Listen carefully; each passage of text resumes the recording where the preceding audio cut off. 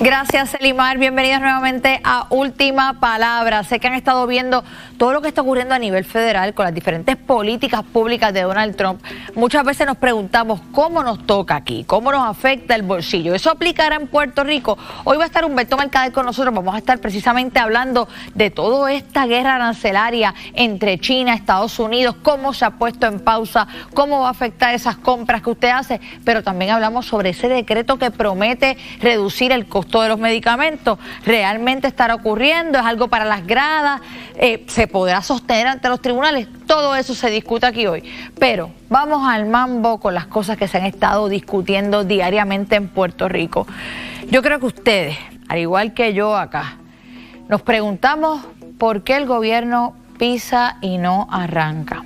La realidad es que llevamos meses distraídos con un tema tan sencillo como lo son nominaciones a los puestos del gabinete constitucional. Un gabinete que hoy carece de algunas de las plazas más importantes. Tanto es así que hoy, mientras usted está allí en su casa sentado viéndonos a través del televisor, hoy el secretario de Hacienda es el gobernador de Puerto Rico, porque la gobernadora está fuera del país y al no tener una persona en la Secretaría de Estado ni en la Secretaría de Justicia, es a él quien le toca.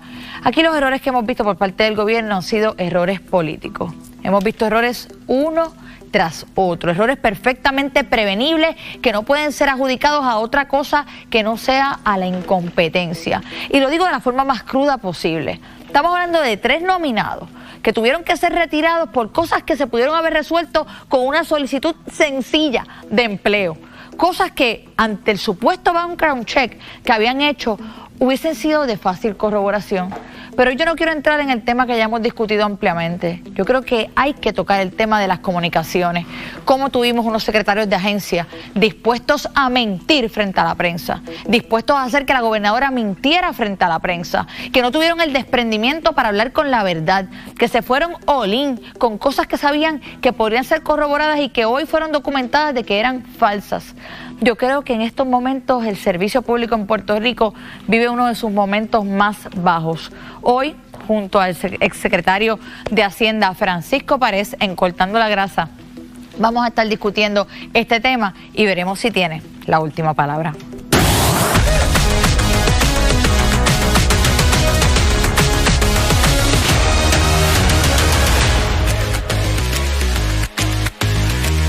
Ya está con nosotros Francisco Párez, como todos los martes en Cortando la Grasa. Yo llevo 2 semanas con el juego confiscado porque entre cosa y cosa y cosa no he podido ni ponerme las tenis. Francisco, primero, bienvenido y segundo, disculpa. Ay, por Dios. Estás adelante, sí, llevas 2 semanas. Pero capaz la gente en tus redes de votar a favor tuyo, aunque pongas ahí, escogiendo pelas todas las semanas. Mira, primero, gracias por estar aquí nuevamente. Mucho de lo que está pasando en el gobierno, podemos decir mucho y poco, porque sí, es mucho de lo mismo. Mucha controversia, y esas son distracciones. Son distracciones de lo que realmente es importante. Sí, definitivamente.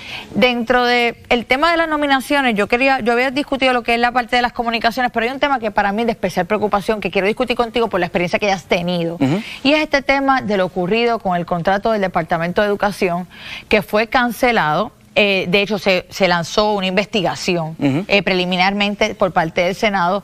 Primero, porque esto es una compañía que no cumplía, según alega la competencia, no cumplía con los requisitos de la RFP. Además, cotizó 45 millones más caro y aún así le fue adjudicado. Y casualmente es una compañía cuyos cabilderos son Politank, que es la firma de cabilderos que fue fundada y de quien era dueño el secretario de la Gobernación, Francisco Domenech. Sí, definitivamente. Nosotros no tenemos todos los detalles de qué fue lo que motivó la adjudicación de ese contrato. Lo que a mí me ha alarmado muchísimo es el silencio del gobierno. Si no hay nada de malo, si este proceso se llevó de manera transparente, para mí es responsabilidad de los funcionarios defender esa gestión, porque le arrojan muchas manchas a la gestión pública. Todos los que hemos estado dirigiendo agencias sabemos que van a llegar momentos donde tal vez las personas pudieran interpretar de una manera incorrecta acciones que uno toma, pero es responsabilidad de uno poder con transparencia y credibilidad poder explicar y rendirle cuenta al pueblo de Puerto Rico, ver 24 horas donde se ha estado discutiendo esto una una y otra vez, con tantas potenciales controversias y conflictos que pudiesen haberle por medio, y la falta de clarificación del liderazgo de la rama ejecutiva es alarmante. Y tenemos unas expresiones del Departamento de Educación que voy a colocar en pantalla con respecto a este tema, que me gustaría que podamos ver. Voy a enfatizar precisamente en lo que es este segundo párrafo de la carta, donde dice: el proceso de subasta para este servicio se inició formalmente en octubre de 2024 y desde entonces la Junta de Subastas del Departamento de Educación ha permanecido inalterada, garantizando la continuidad y la transparencia en todas las etapas del trámite. Todos los procesos se han llevado a cabo en el marco de la ley y los reglamentos aplicables. O sea que el departamento parece dar como justificación: mira, aquí la Junta sigue siendo la que estaba, para que no se vea algún tipo de influencia porque cambió la administración. Una pregunta, ¿eso fue por comunicado? Le puedo preguntar a la reina de los cielos, mi productora. Sí, fue por comunicado. Pues potencialmente yo, en mi época en Hacienda, yo escribía comunicados de prensa cuando me importaba poco que me leyeran o no. Hay diversas maneras de uno poder entrar al pueblo de Puerto Rico. ¿No? El comunicado de prensa no necesariamente es el instrumento más efectivo para poder comunicar algo. Y mucho menos una situación como esta, que hay tantas sombras. Se lleva hablando de Politán desde la semana pasada. Y otra cosa, también defender el por qué se seleccionó. Tal vez esta entidad que se seleccionó tiene las capacidades, tal vez amerita que se le pagara 40 y pico de millones más, lo que 45 millones más. Tal vez lo amerita, desconocemos, pero el silencio es lo que la arroja más luz, y creo que abona lo que estabas diciendo inicialmente sobre los estilos de comunicación de este gobierno. Es una cosa bien rara, a mi juicio, bien rara. Para mí, más que rara, yo creo que parecen no haber aprendido las lecciones del pasado. Lo que vimos con el gobierno de Pedro Pierluisi, esa enajenación de lo que la gente vivía, lo que vimos en otras campañas donde la comunicación ha sido clave. A mí una de las cosas que me preocupa de esta adjudicación es que yo trabajé más de 15 años con propuestas del Departamento de Educación. Yo sé cómo se adjudicaban. Había una rúbrica donde cada cosa valía unos puntos. Si no cumplía con los requisitos de la RFP, ni siquiera te le evaluaban. Y aquí estamos viendo que no cumplieron ni con los estados auditados, que no cumplían con licencias específicas que se solicitaban en el RFP. Así que ciertamente amerita. Y eso es lo que estamos viendo en las imputaciones que le está haciendo la otra parte, porque por lo menos aquí en cuanto al sistema está funcionando. Hubo una adjudicación, una parte que se vio afectada, una parte que está apelando esa decisión, se está llevando conforme al procedimiento. Yo, si pudiera hacerle una recomendación a la rama ejecutiva, es que una vez acabe este proceso de adjudicación, es que refieran esto o a la oficina del inspector general, o ¿sabe a quién? A la coordinadora de eficiencia, para que nos explique cómo diantres una entidad que cotizó 45 millones más se llevó a cabo un procedimiento en que se la adjudica. Se va a tener que inhibir la coordinadora de eficiencia porque esto está adjudicado a un cliente de la ex firma de su esposo. Pues eso, pues tenemos que preguntarnos. De la que todavía no sabemos los dueños, porque entonces yo creo que una de las cosas que me preocupan de las comunicaciones es que si la gobernadora ha pasado por todos estos traspiés uno tras otro, tú lo menos que quieres es sombra sobre tu administración. Sí. ¿Por qué no se acaba de disipar la sombra de Politán? ¿Por qué no se acaba de decir quiénes son los dueños? ¿Quién está detrás de esto? Si realmente Francisco Domenech está desconectado. Sí, son incógnitas, ¿verdad? Que solo con la verdad y con una buena gestión de comunicación, porque la gestión de comunicación tiene que venir atada de la verdad. Si las personas entendían que en Hacienda teníamos una buena estrategia de comunicación, pues nuestra principal estrategia era decir la verdad en muchas instancias. A mí me pasó con las pruebas de Apex, no sé si se recuerdan de esa controversia, el adelanto de 19 millones de pesos, que terminó en una controversia. Se probó que el Departamento de Hacienda no había actuado de una manera delictiva, que todo lo contrario, se le hizo caso a unas representaciones del Departamento de Salud, pero que usted veía una gerencia del Departamento de Hacienda respondiendo a las inquietudes que tiene el pueblo de Puerto Rico, y no nos podemos ofender por eso, porque eso es parte de la gestión pública, rendirle cuenta al pueblo de Puerto Rico. Sí, o en aquel caso hubo un grupo de comerciantes que hicieron unas falsas representaciones del Departamento de Salud, y esa explicación se le tiene que dar al pueblo de Puerto Rico, y el pueblo lo puede entender. Acabas de decir algo muy importante, le hicieron unas falsas representaciones, y muchas veces los secretarios, al igual que la gobernadora, tienen que dar cara por falsas representaciones que le hacen a su vez sus secretarios. Como secretario de agencia, ¿quién te preparó para hablar? A mí, yo tenía un gran equipo de trabajo, tenía una relacionista público con 44 años de experiencia, tenía la directora de comunicaciones, tenía un excontralor, 2 abogados, uno que era de defensa en derecho criminal y otro que había sido exfiscal, y yo tengo ese gen de tratar de prepararme obsesivamente. Eso te iba a preguntar, ¿te preparabas? Sí, Yo creo que aquí hay una falta de preparación por parte de los secretarios, tanto en el aspecto comunicativo como en el aspecto sustantivo del contenido. Entonces, estás tirando bueno, los últimos 3 nombramientos no se hundieron por evidencia que trajeron otros, se hundieron por lo que ellos dijeron de su boquita de comer. Sí, porque denotaba que no había una estrategia de comunicación adecuada. Las peores preguntas que me hicieron a mí como secretario de Hacienda las hicieron en mi oficina, en mi equipo de trabajo. Y yo creo que de eso también es que se trata. ¿Hasta dónde el gobierno, cuánto hay que esperar para que haya un reconocimiento de que el aspecto de las comunicaciones tiene que mejorar? Ahora bien, la clave es que siempre dijimos la verdad, aunque fuese controversial. Y cuando vas con la verdad de la mano, las estrategias fluyen con mucha más candidez. Gracias, Francisco Párez. Ya lo oyeron, como diría el 98% de nuestra población, la verdad os hará libres. Vamos a ver si el gobierno lo escucha. Ivanet, cuéntanos qué tenemos al regreso. Ahí escucharon, ¿quién ganará el jueguito de la sillita del gabinete de la gobernadora? Luego de tantos nombramientos colgados, muchos se preguntan, ¿quién rayos está asesorando para que esto esté pasando en solo 5 meses? Y bueno, Trump dice que bajará los precios de las medicinas. ¿Lo logrará? Lo discutimos luego de la pausa.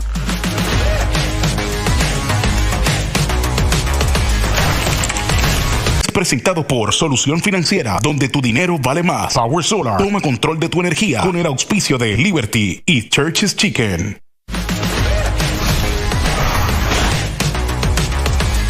Ya estamos de regreso en Última Palabra. Lo prometido es deuda. Les dije que íbamos a estar explicándoles todo lo que está ocurriendo en el gobierno federal con un tema que quizás causa un poco de confusión, todo este tema de los aranceles, cómo de alguna forma nos afecta, si China cambia las tarifas, si Estados Unidos las cambia otra vez. Además, hay una orden ejecutiva que promete reducir muchos de los medicamentos que usted consume. Hoy tenemos con nosotros a Humberto Mercader para hablar de estos temas y también quizás transportarnos un momentito aquí al Aldea y ver cómo va la cosa. Saludos, Humberto. Saludos, Alexandra, ¿cómo estás? Muy bien, ¿y tú? Muy bien, muy bien. Bueno, ha habido una pausa en toda esta guerra arancelaria. De hecho, tanto Estados Unidos como China han reducido significativamente los aranceles en lo que buscan negociar. ¿Por qué tú entiendes que se está dando este proceso luego de que fueron tan agresivos con estos aranceles en un principio? Mira, yo creo que el presidente Trump siempre fue enfático en que esto era una táctica de negociación. Claro, personas como yo lo criticamos porque muchas veces vimos cosas que no eran... ¿verdad? No parecía que necesariamente estaba negociando y parecía más una política económica, ¿verdad? Que creía que había que subir aranceles para traer manufactura. Pero con el tema de China, siempre, ¿verdad? Las personas que analizaban esto a nivel nacional siempre decían, China produce demasiado de lo que se consume en Estados Unidos. Estados Unidos no puede darse el lujo de tener esos aranceles a ese nivel. Así que, ¿qué ha pasado? Ellos se fueron a una guerra de quién subía más, como muestra la gráfica en pantalla, pero los dos razonaron, los dos se sentaron y dijeron, bueno, hay que negociar, vamos a ponerle un freno a esto. Es como en las guerras, literalmente, que cuando se van a negociar por diplomacia, dicen, vamos a ponerle un alto al fuego, y así fue lo que hicieron. Redujeron significativamente tanto Estados Unidos como China en 30% de Estados Unidos y 10% China, hasta que llegan a un acuerdo, que yo creo que son grandes noticias y sería una gran victoria para el presidente Trump. No, y él fue muy hábil porque esa es una puerta abierta con cada uno de los países. Yo recuerdo cuando Marco Rubio fue en su proceso de negociación por América Latina, con cada uno había una puerta abierta. El arancel es tanto, pero si me disminuyen la entrada de fentanilo, lo reducimos. El arancel va a ser tanto, pero si disminuimos la cantidad de inmigrantes que están llegando de tu país, lo reducimos. Y dentro de eso, él manejó dos áreas a la vez, la parte de negociación, pero también la parte pública. Seguro. Porque él tiene una campaña electoral donde dijo, yo soy el que voy a hacer que las cosas pasen. Y una de las cosas que él hizo a través de sus órdenes ejecutivas es que sus constituyentes dijeran, es que este es el hombre. Seguro. Él está haciendo lo que dijo que iba a hacer, aunque sea fuerza de orden ejecutiva limpia. Y ahora, ¿qué la gente va a decir? La gente dice, ese es el hombre, eso es lo que él dijo, nos está cumpliendo.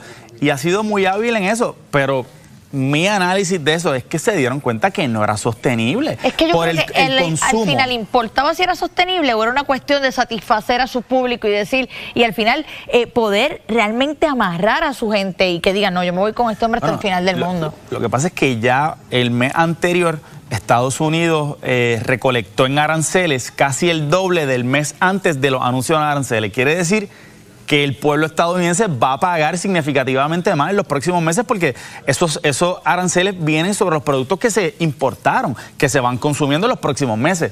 Así que él sabe que iba a haber un impacto en la economía. No solo eso, los mercados reaccionaron, había mucha incertidumbre, tenía que enviar un mensaje de estabilidad a la economía y creo que lo ha hecho y los mercados reaccionaron súper positivo luego de eso. Así que yo, de nuevo, creo que es una gran victoria del presidente Trump, y una vez logren un acuerdo, si lo logran, va a ser otra gran victoria. Bueno, hablando de victorias, yo creo que una de las cosas donde la gente tiene mucha incertidumbre es con esta orden ejecutiva que promete una reducción en los medicamentos. ¿Esto es algo para las gradas? ¿Se sostendrán los tribunales? ¿Las farmacéuticas van a pegar el grito en el cielo? ¿Cómo lo ves?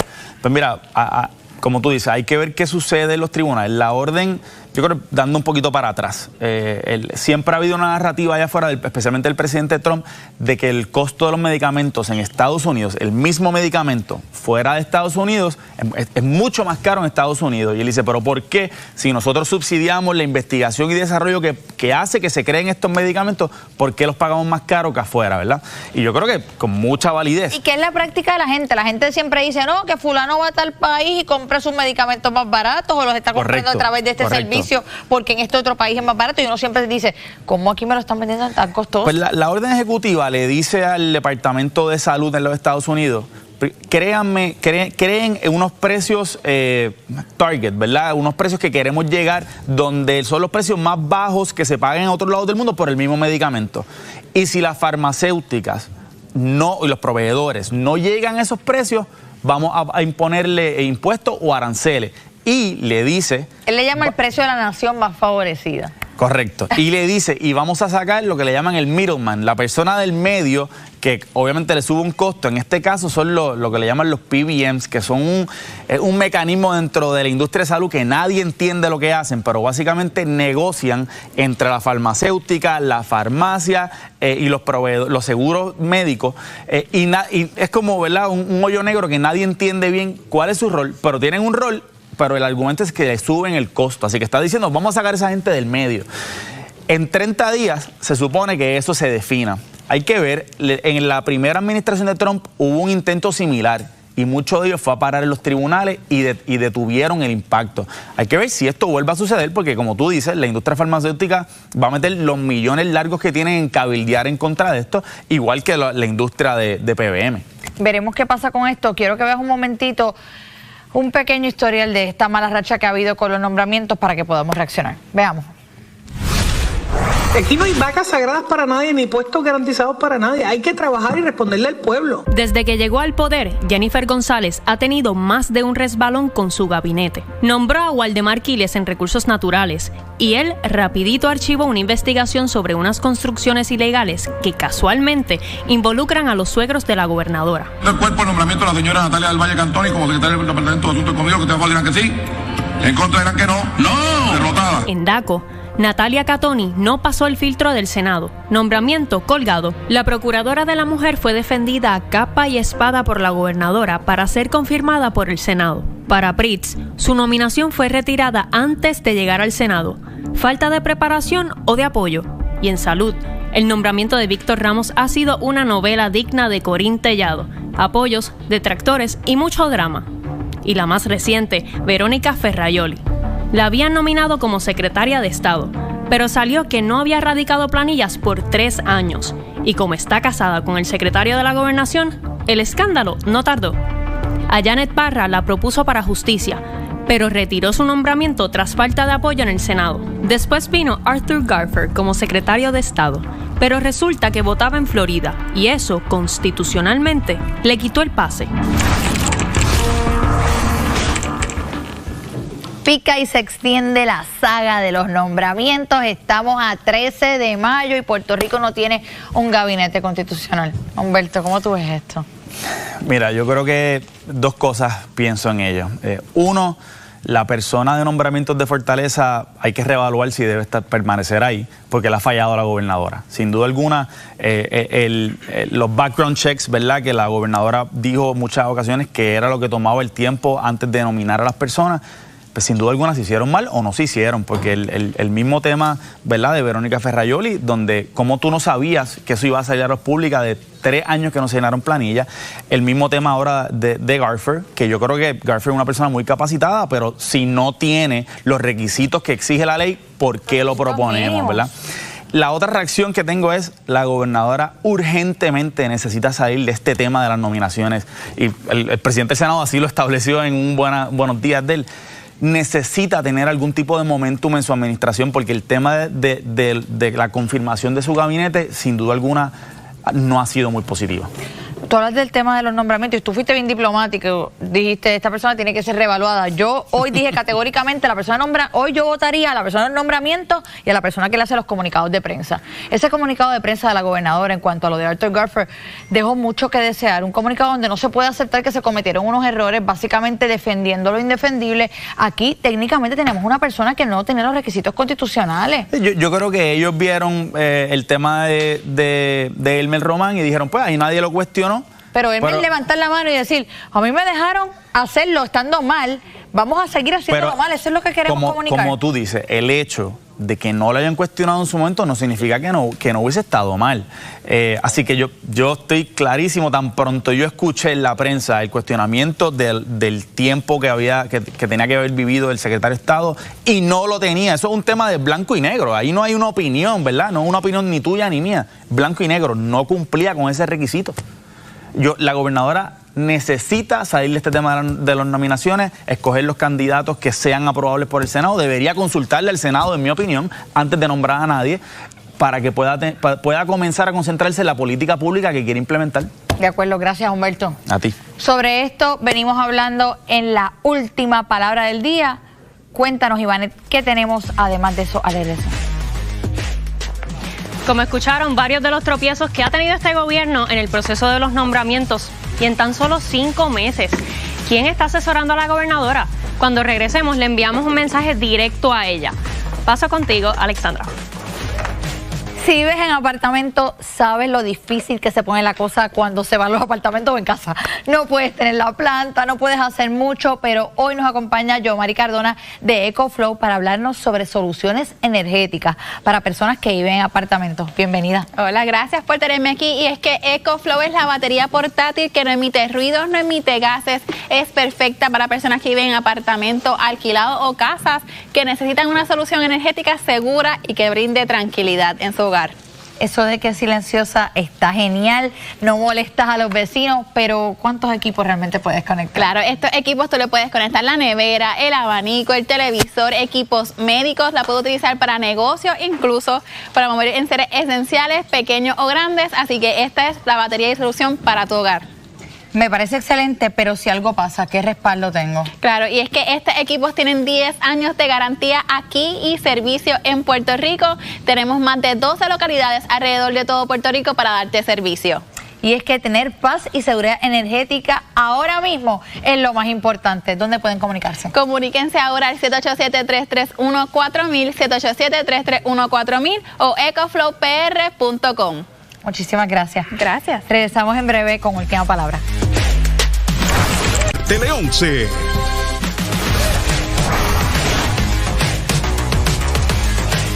Todavía me queda mucho que decir, pero antes vamos con Ferdinand Pérez a los estudios de Jugando Pelotadura para que nos diga qué nos tiene hoy. Saludos, Ferdinand. ¿Cuánto más te queda? Me te queda casi tiempo. Es que todo lo que está pasando, mira, estoy con la mecha cortita.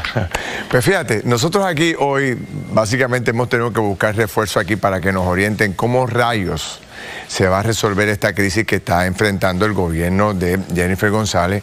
Esta lucha de poder, sin duda alguna, le está haciendo un grave daño a la administración. Todavía hace escasamente unos minutos, Tomás Rivera Chat acaba de volver a escribir otra vez por las redes sociales. ¿Cómo se va a resolver esta crisis que tiene el PNP? Con eso arrancamos tan pronto tú termines.